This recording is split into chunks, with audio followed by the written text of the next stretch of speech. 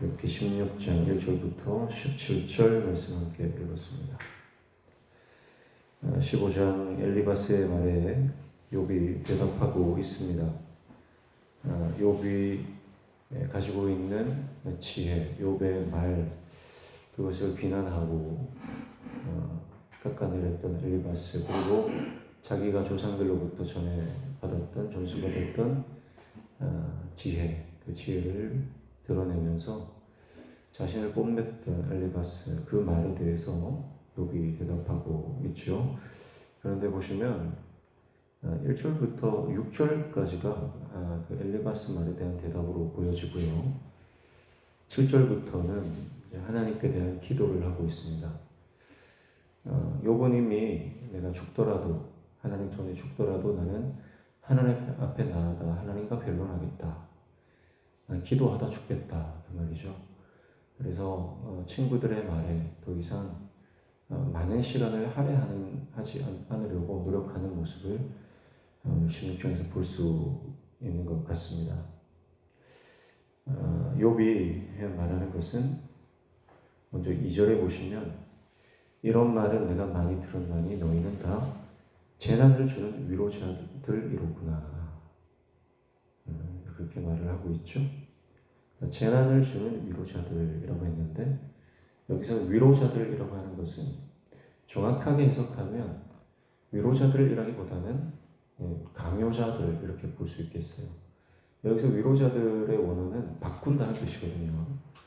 그러니까 지금 엘리바스를 비롯한 욥의 친구들은 욥의 생각을 바꾸려고 거짓 위로를 하고 있다라고 하는 것입니다. 그래서 오히려 그들의 말이, 위로한답시고 했던 그들의 모든 말은 오히려 재난이다, 이렇게 말하고 있어요. 여러분, 우리가 누군가를 향해서 위로한답시고 하는 말들이 오히려 그 사람에게는요, 더 큰 2차 가해를 하는 경우가 있습니다. 그래서 우리가 함부로 다른 사람을 위로하는 것도 사실은 굉장히 조심스러운 것이죠. 욥의 친구들의 말은 욥에게는 재난과도 같았어요. 그런데 욥은 그렇게 말해요. 만약 내가 너희 입장이라면 나는 진짜 위로자 되었을 것이다, 이렇게 말을 해요. 5절에 보시면, 그래도 입으로 너희를 강하게 하며 입술의 위로로 너희의 근심을 풀었으리라, 이렇게 말하죠. 그래서 입장을 바꿔놓고 한번 내가 생각해 봤는데, 너희들은 나를 참 그 말로 나를 힘들게 하고 나를 정말 재난을 당하는 것처럼 나를 아프게 하지만, 내가 너희들의 입장에 서 있다면 나는 그렇게 하지 않을 거야. 나는 정말 너희를 격려하고 강하게 해줄 거야.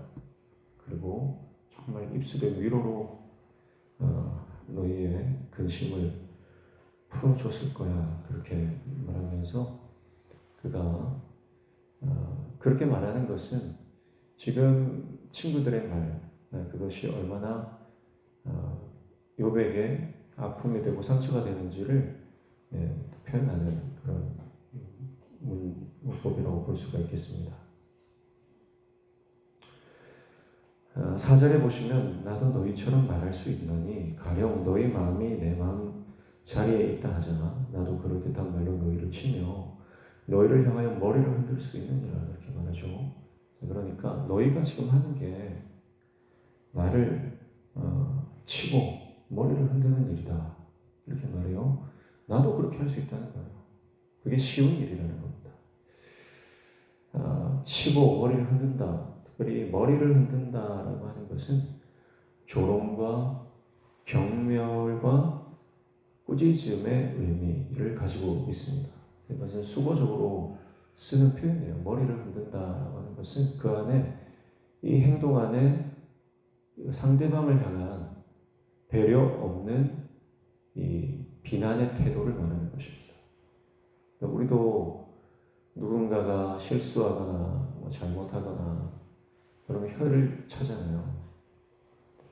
또 그런 것처럼 유대인들이, 이스라엘 백성들이 이렇게 머리를 흔든다라고 하는 것은 다른 타인을 향한 굉장한 경멸입니다.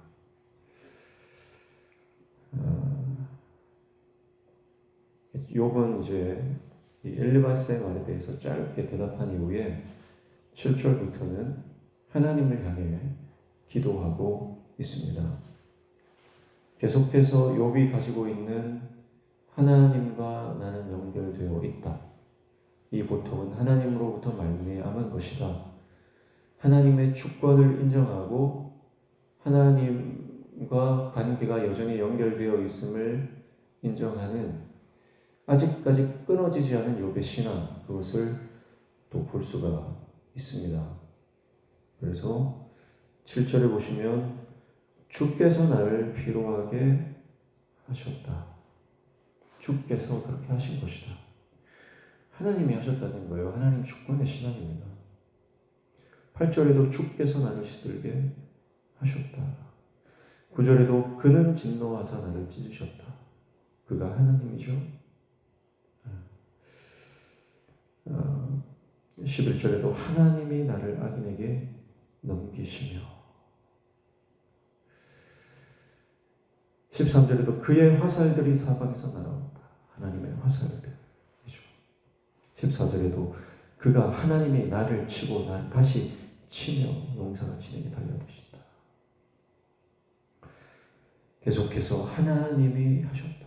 하나님이 하셨다. 주신 분도 하나님이시고 취하신 분도 하나님이십니다. 그래서 하나님이 하신 일이다. 그렇게 하나님의 주권을 인정합니다. 자, 그러니까 이게 무슨 말입니까? 하나님이 이렇게 하셨으니까 회복시키실 분도 하나님이시다. 그 믿음이 이 안에 담겨 있는 겁니다. 가만히 보면 원망하는 소리처럼 들리잖아요. 내용을 가만히 보면 하나님이 내 원수가 되었다. 뭐 이런 말들을 하는 걸 보니까 하나님 나를 찢으시고 나를 상하게 하시고 나를 피곤하게 하시고 원망처럼 들려지는 이 말이지만 이 말 속에는 여전히 하나님 주권에 대한 믿음 그리고 나를 회복시키실 분도 하나님이시라는 욥의 신앙이 담겨져 있음을 알 수 있어요. 그리고 그 확실한 증거가 바로 17절입니다. 17절 다 같이 읽습니다. 시작. 그러나 내 손에는 포악이 없고 나의 기도는 정결하니라. 아멘. 자신의 무죄와 정결을 주장하면서 그는 계속 하나님을 바라보며 기도하겠다. 그렇게 믿음으로 고백하는 것입니다. 이것은 시편의 수많은 탄원시들과 같은 그런 형식입니다. 하나님께서 의로운 자에게 때로는 고난을 허락하시지만 그러나 그 의로운 자를 구원하실 분이 하나님이시다. 그래서 하나님 나를 구해주십시오. 하나님 나를 건져주십시오. 하는 그런 탄식의 그런 기도라고 볼 수가 있겠습니다. 우리가 살아가는 인생은 이해할 수 없는 일들이 많습니다. 아니, 정말 이해하기 힘든 일들 투성이입니다. 그런 상황 가운데 해석되지 않는 고난과 소화할 수 없는 고통들 가운데서 그저 하나님만 바라보며 감사하는 인생이 되는 그것은 여간 쉬운 일이 아니죠. 모든 것을 감사하고 그저 받아들이기란 쉬운 일이 결코 아닙니다. 그러나 지금 감사할 수 없어도 하나님은 우리를 반드시 감사의 단계로 나아가도록 우리를 붙들어 주시는 분인 줄로 믿습니다. 그 감사의 단계까지 나아가기 위해서 우리가 반드시 붙들어야 하는 것이 뭐냐? 그것이 바로 포기하지 않는 기도인 줄로 믿습니다. 욥은 아직 해석되지 않는 고난 앞에서 아직은 감사할 줄은 몰라요. 그래도 감사합니다. 그래도 하나님 내가 살아있으니 그래도 감사합니다. 이 단계까지는 아직 나아가지 못하고 있어요. 그러나 욥은 그 기도의 끈을 놓지 않고 있다는 거예요. 그래서 결국은 욥은 그 고난의 터널 끝에서 하나님의 때에 자신의 삶을 감사하는 인생으로 변화되게 되는 것입니다. 여러분, 오늘 저와 여러분이 내 안에 아직 감사가 없다 할지라도, 그러나 감사를 회복시키실 분이 하나님이심을 믿고 끝까지 그 기도의 자리를 떠나지 않기를 축복합니다. 기도의 자리에 있기만 하면, 하나님께 부르짖기만 하면 그 시간이 정말 지난하게, 정말 더디게 지나간다 할지라도요, 그러나 하나님은 반드시 우리 안에 감사를 회복시켜 주실 것입니다.